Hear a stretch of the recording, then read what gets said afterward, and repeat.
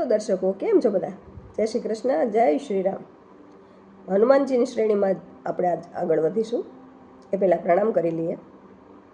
શ્રી ગણેશાય નમઃ, શ્રી સરસ્વત્યે નમઃ, શ્રી જાનકી વલ્લભો વિજયતે, શ્રી માતૃપિતૃ ચરણ કમલેભ્યો નમઃ, શ્રી હનુમંતાય નમઃ, શ્રી સીતારામચંદ્રાય નમો નમઃ.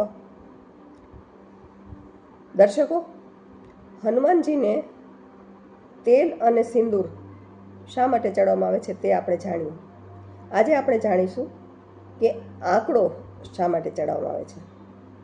આપણને ખબર છે કે આપણે ગાઈએ છીએ કે તેલ ચડે સિંદૂર ચડે આંકડાની માળા રે. તો આપણે બધા શનિવારે આંકડાની ફૂલની માળા બનાવી અને હનુમાનજીને ચડાવતા હોઈએ છીએ. અને ઘણા હનુમાનજીને આંકડાને જે પાન હોય એ પાન ઉપર રામ રામ લખી 5 પાન 11 પાન કે 21 પાનની માળા પણ પહેરાવતા હોય છે. જ્યારે ક્યારેક કોઈ ખાસ મનોકામના પૂર્ણ કરવા માટે આ પાનની માળા પણ ભક્તો પહેરાવે છે હનુમાનજીને. તો હવે આંકડો શા માટે છે? હવે એક વાત તમને કહું કે આંકડોનો સંસ્કૃતમાં અર્ક કહેવાય છે. અર્ક એટલે સૂર્ય, એટલે આમ જુઓ તો સૂર્યનું પ્રતીક પણ ગણાય આંકડો. વળી સૂર્ય હનુમાનજીના ગુરુ છે. આપણને એનો બાળપણનો પ્રસંગ યાદ છે કે પોતે સૂર્યને ફળ સમજી મોંમાં ગ્રહણ કરવા માટે ગયેલા. એ પછી હનુમાનજીએ સૂર્યનારાયણ પાસે જ બ્રહ્મજ્ઞાન પ્રાપ્ત કરેલું. તમામ પ્રકારની વિદ્યા એણે સૂર્યનારાયણ પાસેથી પ્રાપ્ત કરી છે. તો ગુરુ ભાવ પણ છે, એટલે પણ આંકડો હનુમાનજીને પ્રિય છે. એ સિવાય આંકડો જે છે એ ઝેરી છે અને હનુમાનજી રુદ્રના અંશ છે. રુદ્ર એટલે મહાદેવ. મહાદેવ જેમ દરેક ઝેરી વસ્તુને જેને સમાજ નથી સ્વીકારતો એ બધું જ મહાદેવ સ્વીકારે છે. અને હનુમાનજી મહાદેવજીના અંશ છે, તો હનુમાનજીની અંદર પણ આ ગુણ તો હોવાનો જ ને. એટલે આંકડો ઝેરી હોવા છતાં એ પ્રેમથી આંકડો સ્વીકારે છે અને પ્રસન્ન પણ થાય છે, કારણ કે એની સાથે એ ગુરુનો ભાવ પણ એનામાં આવે છે. એટલે આપણે બધા હનુમાનજીને આંકડો ચડાવતા હોઈએ છીએ. આંકડાની માળા, આંકડાના પાનની માળા, ફૂલની માળા, બરાબર. તો આંકડાની ફૂલની માળાની પાછળ આવી વાત છે. અને આજે આપણે આટલી જ વાત કરીશું. આવતીકાલે આપણે અડદ અને કાળા તલ શા માટે ચડાવવામાં આવે છે એની વાત કરીશું. ના, કરી જ નાખીએ, ચાલો ને, ટૂંકમાં કહી દઉં કે અડદ અને કાળા તલ બંને હનુમાનજીને તો ખરા જ, પણ એની સાથે શનિદેવ સાથે જોડાયેલા છે.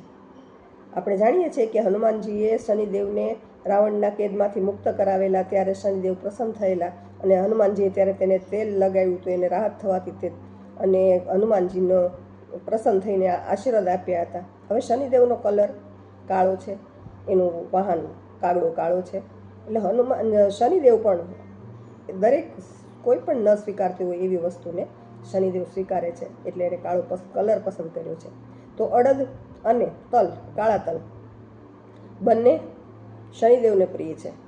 એટલે શનિદેવે હનુમાનજીને એવા આશીર્વાદ આપ્યા હતા કે જે તમારા ભક્તો હશે ને જે ભક્તો તમને અડદ ચડાવશે, કાળા તલ ચડાવશે કે તેલ ચડાવશે, એ લોકોને મારી 7.5ની શનિની દશામાં પણ એ લોકોને કષ્ટ નહીં પડે.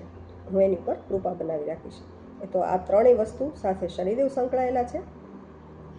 અને બાકી સિંદૂરની વાત જાણી, આંકડાની વાત જાણી.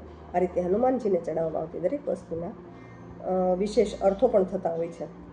તો આપણે આજે હનુમાનજીને પ્રાર્થના કરીએ કે હનુમાનજી, તમે અમને બલ આપો, બુદ્ધિ આપો, શક્તિ આપો, સાહસ આપો, અમારી મનોકામના પૂર્ણ કરો. અને જે લોકો જેના યુવાનો કે યુવતીઓને લગ્ન સગાઈ થતા ન હોય એ હનુમાનજીને આંકડાના પાન ઉપર રામ રામ લખી અને 11 કે 21 માળાનું એ હાર પહેરાવે તો એના લગ્ન ચોક્કસ થશે. આપણને એમ થાય કે હનુમાનજી તો બ્રહ્મચારી છે અને હનુમાનજીને આ પ્રાર્થના કરવાની, પણ રામ અને સીતાનું મિલન પણ હનુમાનજીએ કરાવ્યું હતું. તો આપણા માટે પણ યોગ્ય પાત્ર હનુમાનજી ચોક્કસ શોધી આપે. તો હનુમાનજીને પ્રાર્થના કરીએ. હનુમાનજીની ધૂન સાથે આજની વાત આપણે પૂર્ણ કરીશું. રીમ રામ જય રામ, જય જય રામ, શ્રી રામ જય રામ, જય જય રામ. રીમ રામ જય રામ, જય જય રામ, શ્રી રામ જય રામ, જય જય રામ. બોલો રીમ રામ જય રામ, જય જય રામ, રીમ રામ જય રામ, જય જય રામ. રીમ રામ જય રામ, જય જય રામ, રીમ રામ જય રામ, જય જય રામ. બોલો જય શ્રી રામ. આવતીકાલે ફરીવાર મળીશું. ત્યાં સુધી સૌને જય શ્રી રામ. આવજો.